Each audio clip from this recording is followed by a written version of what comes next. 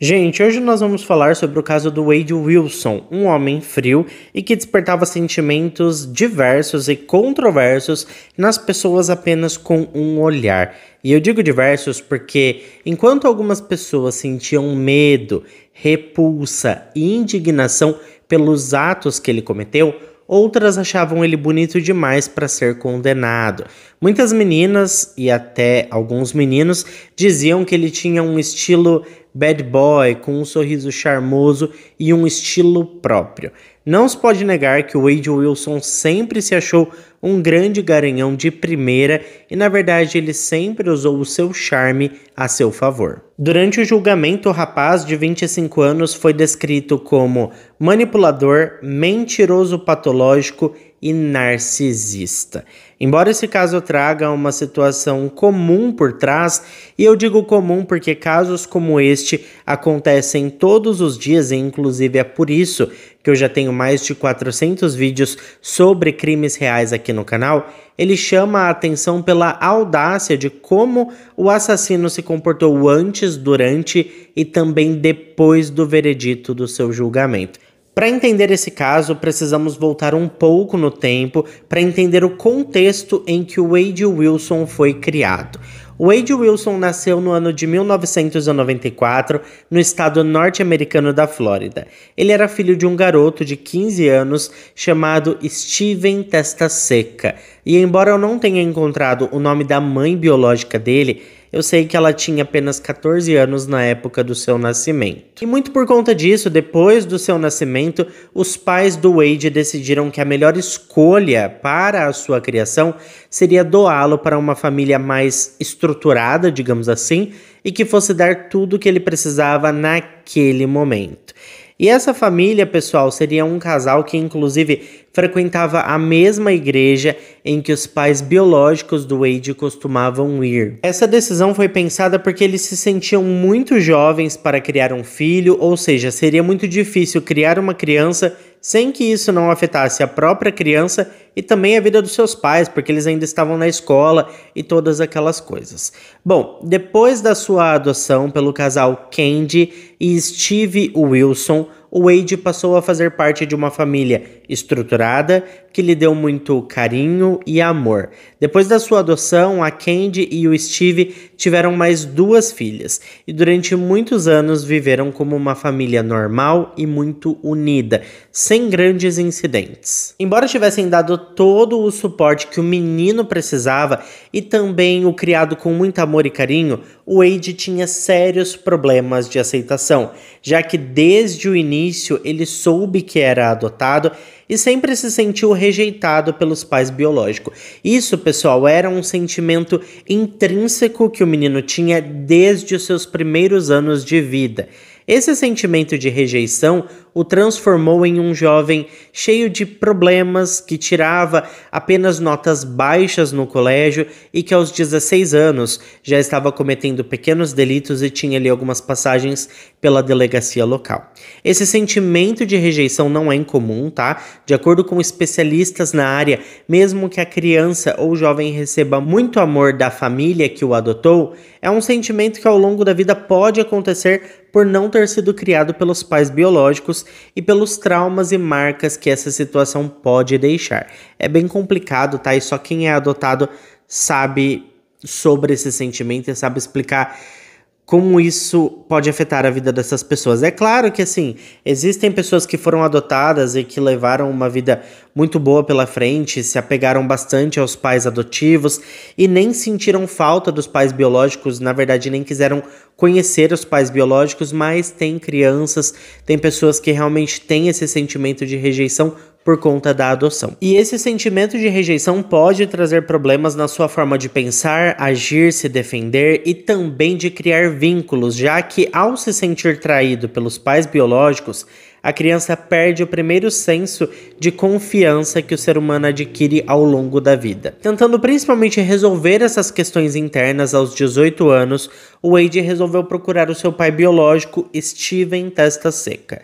Essa procura do Wade, em um primeiro momento, deu muito certo, porque os dois criaram uma relação mais próxima e afetuosa, como de pai e filho mesmo. Infelizmente, as marcas do passado e a vida sem um pai biológico presente criaram no Wade um comportamento nocivo e ele passou a procurar o pai apenas quando precisava de ajuda financeira. Ele vivia pedindo dinheiro para o seu pai biológico e o Steven percebeu isso e às vezes até mesmo evitava falar com o Wade, o que novamente gerava um novo sentimento de abandono e rejeição no menino. O Wade também tinha uma mania feia de contar mentiras. Ele sempre contava essas histórias para o seu pai adotivo. Algumas dessas histórias eram bobas e inocentes, mas algumas eram perigosas e poderiam gerar vários problemas, já que ele simplesmente inventava histórias sobre ser maltratado por seu pai biológico nos momentos em que se encontraram. O inverso também acontecia, tá? E na tentativa de criar algum vínculo ali com o seu pai biológico ou conseguir algum tipo de empatia e comoção, ele inventava que tinha sofrido abusos da sua família adotiva. Quando estava com 24 anos, o rapaz conheceu uma mulher chamada Kelly Matthews, com quem começou a namorar em 2018. Eles se conheceram pela internet e ela ficou encantada com o homem. Ele sempre a tratou como uma verdadeira princesa, era cavalheiro com ela, carinhoso e amoroso. E a mulher disse que nunca mesmo houve nenhuma situação de abuso no relacionamento dos dois que poderia, gerar uma bandeira vermelha ali. Inclusive, ela sempre postava fotos do casal nas redes sociais, mostrando ao mundo como eles eram felizes. Porém, contudo e entretanto, a coisa degringolou no início de 2019. Isso porque a Kelly percebeu que o Wade estava abusando de substâncias e incentivou o homem que fosse para a reabilitação. Ela inclusive o acompanharia nas sessões. No dia 18 de fevereiro de 2019, seria sua primeira sessão e os dois entraram no carro e o Wade disse que ao invés de ir para a clínica que tinha na região onde eles moravam, ele queria ir para a Florida Keys, que ficava a cerca de 3 horas de onde os dois moravam. Os dois começaram a discutir em um estacionamento e a Kelly insinuou que o Wade queria ir para aquele lugar porque provavelmente ele tinha interesse em alguém de lá. O Wade então sufocou a garota dentro do carro até que ela perdesse a consciência, ficasse meio zonza, sabe? E na sequência ele jogou a mulher no assoalho do carro, cortou as suas roupas com uma faca e teve relações não consentidas com ela. A Kelly relatou inclusive que ele mordeu o seu queixo, a sua orelha, seu seio esquerdo e suas partes íntimas. Por fim, depois de atacá-la, ele dirigiu até Florida Keys e chegando lá, ele entregou as chaves do carro para a Kelly, mandou ela ir embora e disse que já tinha dado o seu presente de despedidas, que seria aquele abuso, sabe? E depois ele entrou no carro de uma outra mulher e foi embora, deixando ali a sua agora ex-namorada para trás. A Kelly voltou correndo para casa e foi direto para a delegacia dar entrada em um boletim de ocorrência e fazer um exame de corpo de delito. No entanto, sua denúncia nunca foi levada à frente e o caso simplesmente foi arquivado. Pouco tempo depois, quando estava com 25 anos, o rapaz começou a namorar uma menina chamada Melissa. O relacionamento dos dois, igualmente o relacionamento anterior dele, parecia bastante saudável. Até aquele momento o Wade a tratava muito bem e ele também inventava algumas histórias para ela, ou seja, como podemos perceber, o rapaz tinha sim uma certa mania de mentir. Ele até chegou a dizer para Melissa que tinha sofrido abusos da sua ex-namorada Kelly, invertendo totalmente aquela história que aconteceu no carro, sabe? Ele disse que ela tinha abusado dele, rasgado a roupa dele ali e feito coisas horríveis com ele. Bom, Complicado isso, né? O cara mentia bastante. Na noite do dia 6 de outubro de 2019, Wade Wilson estava com a sua namorada em Cape Coral, que é uma cidade muito gostosa que fica no estado da Flórida. Os dois estavam curtindo a noite, bebendo e ouvindo música em um barzinho local. Mas a noite agradável estava prestes a mudar drasticamente. Isso porque os dois acabaram tendo uma discussão porque o Wade queria ir embora para a casa de algum amigo, enquanto a Melissa queria continuar bebendo e se divertindo ali no barzinho. Depois disso, o Wade ficou nervoso, decidiu ir embora, deixando a sua namorada sozinha e a pé, já que ele saiu com o carro dela. Vendo a situação em que se encontrava, a Melissa resolveu telefonar para uma amiga que foi buscá-la imediatamente e depois a deixou em casa. A Melissa então resolveu dormir, enquanto isso, o Wade foi até uma cidade vizinha chamada Fort Myers, que fica a cerca de 20 minutos de Cape Coral, e lá ele conheceu uma mulher chamada Christine Melton. A Christine era natural de Illinois e havia se mudado recentemente com uma amiga para Cape Coral, na Flórida, para trabalhar como garçonete. Depois de se conhecerem e tomarem ali algumas bebidas juntos, o Wade acompanhou a Christine e uma amiga dela, chamada Stephanie, até a casa delas em Cape Coral. Aparentemente, o Wade tinha se interessado bastante pela Christine e, na verdade, ela também estava bastante interessada nele. Depois de alguns minutinhos, a Stephanie percebeu que estava meio que sobrando ali, ela estava de vela, sabe? E resolveu ir embora e deixar o casal mais à vontade, sem saber que algum tempo depois o Wade sufocaria a Christine enquanto ela dormia na sua cama. Depois de cometer este ato horrível, o Wade roubou o carro da mulher, deixando o carro da sua namorada Melissa para trás e foi embora. O corpo da Christine foi encontrado apenas no dia seguinte. De acordo com os peritos, a Christine estava amarrada e com sinais de luta. Suas unhas estavam quebradas e ela também tinha hematomas internos e externos, o que significava que, ainda que ela estivesse dormindo, ela poderia em algum momento ter acordado e tentado se defender antes de perder a sua vida. Na noite anterior, antes mesmo do corpo da Christine ser encontrado, logo após de roubar o seu carro, o Wade fez uma nova vítima.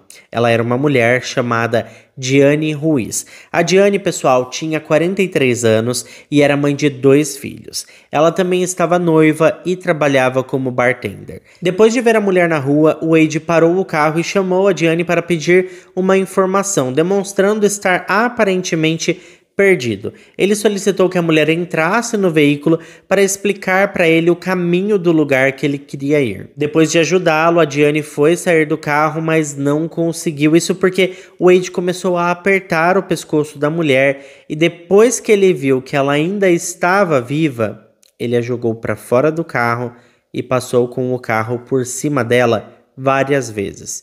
Foi relatado que ele passou por cima dela mais de 20 vezes com o carro.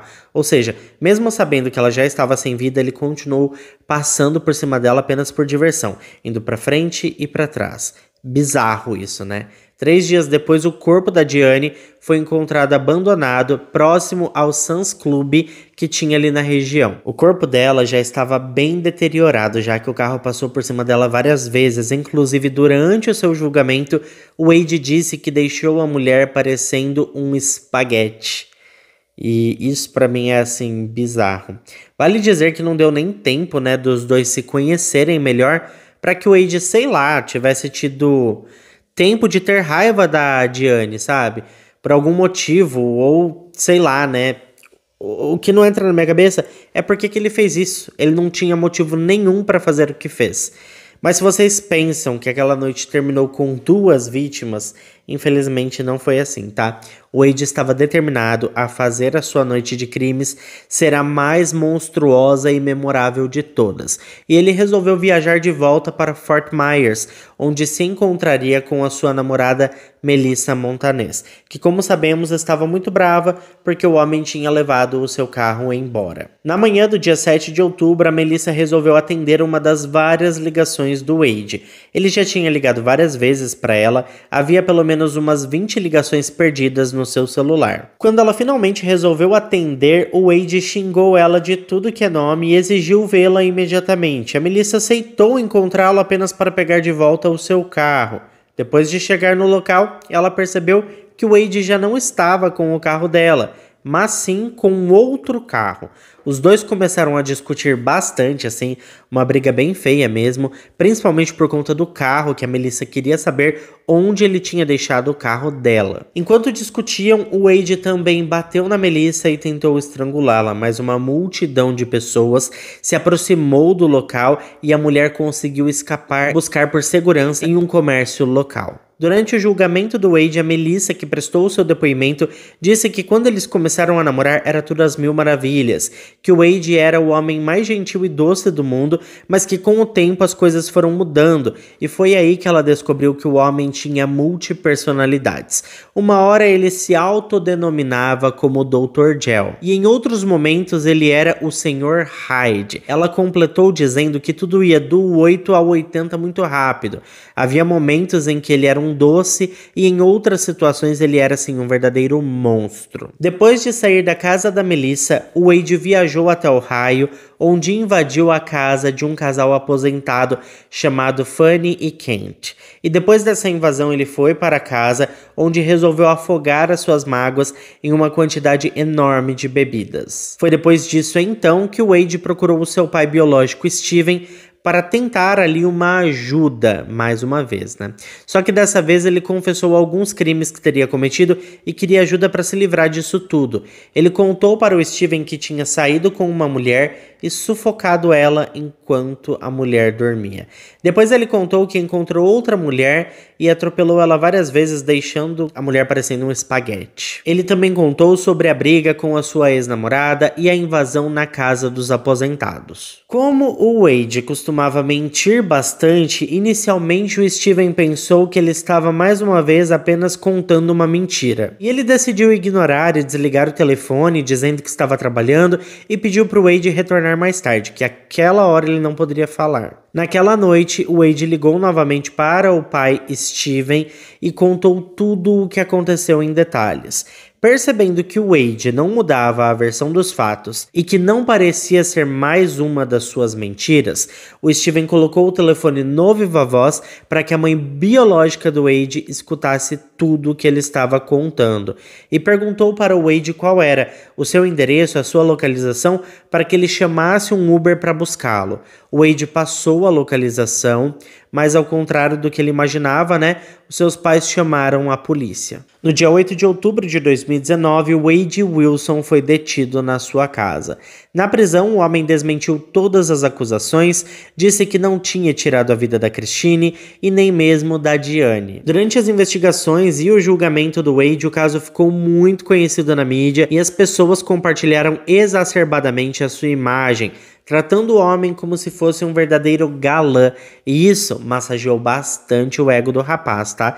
Ele ficou sabendo que a mídia estava tratando ele como um criminoso bonitão, e toda vez que ele ia aos tribunais, ele fazia questão de estar assim, na sua melhor forma, e sempre fazia poses para a câmera.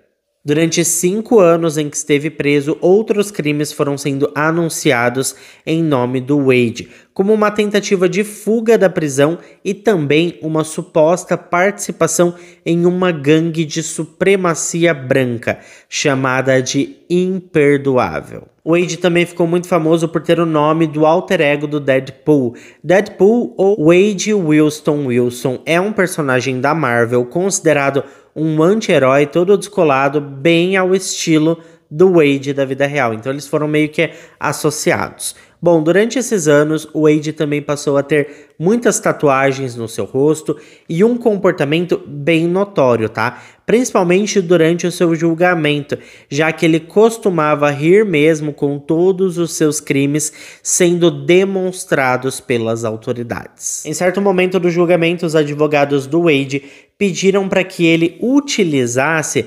maquiagem para cobrir as suas tatuagens para não chamar a atenção dos jurados ou mesmo da imprensa. e para causar uma impressão melhor dele mesmo, né?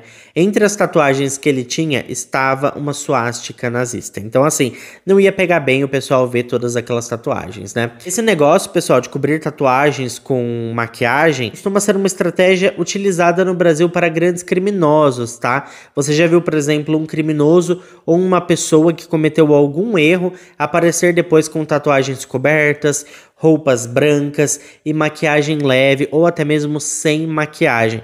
Isso tem muito da psicologia de leitura de imagem. Inclusive, recentemente eu contei o caso da Natalia Becker e mostrei para vocês que ela apareceu com uma imagem mais clean e infantilizada, utilizando inclusive moletom de desenho animado em uma entrevista. A Suzanne von Richthofen também fez a mesma coisa há 20 anos atrás. Essa é uma estratégia antiga e utilizada para gerar uma impressão de infantilidade de uma pessoa que não tem maldade ou mentalidade para cometer crimes. Mas essa estratégia não foi aceita pelo Wade, tá? Ele continuou com o seu comportamento egocêntrico no tribunal, ele queria mesmo manter a sua imagem de bad boy descolado que estava conquistando o coração de muita gente. Inclusive o homem chegou a receber várias cartas na prisão de algumas mulheres se declarando totalmente para ele. Durante o depoimento do Steven, pai biológico do Wade, ele contou ao tribunal sobre o telefonema e contou que o Wade confessou todas aquelas mortes com bastante naturalidade e tranquilidade. No tribunal, o Steven foi questionado sobre o humor do Wade naquela ligação e ele disse que o Wade estava animado e que parecia não sentir remorso. Na verdade, ele estava bem tranquilo assim, sabe?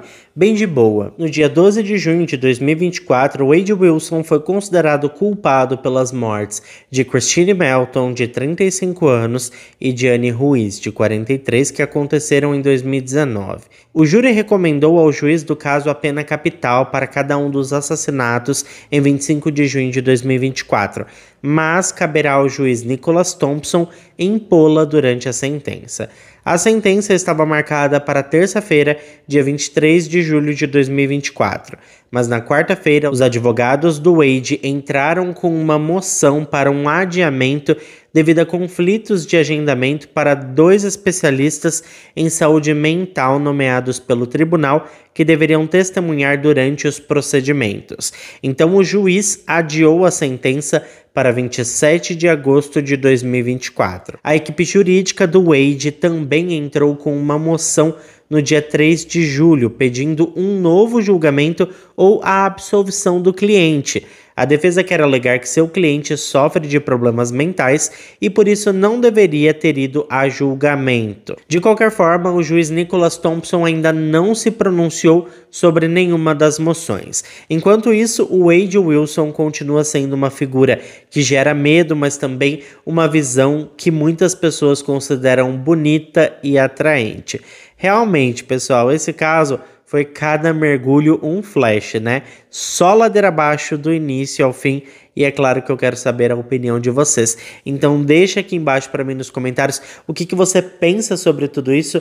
Muito obrigado a quem ficou até aqui comigo. Se ficou até aqui, não esquece de deixar o seu like que ajuda muito na divulgação do canal. Eu fico por aqui, um beijo para todos vocês e até o próximo vídeo.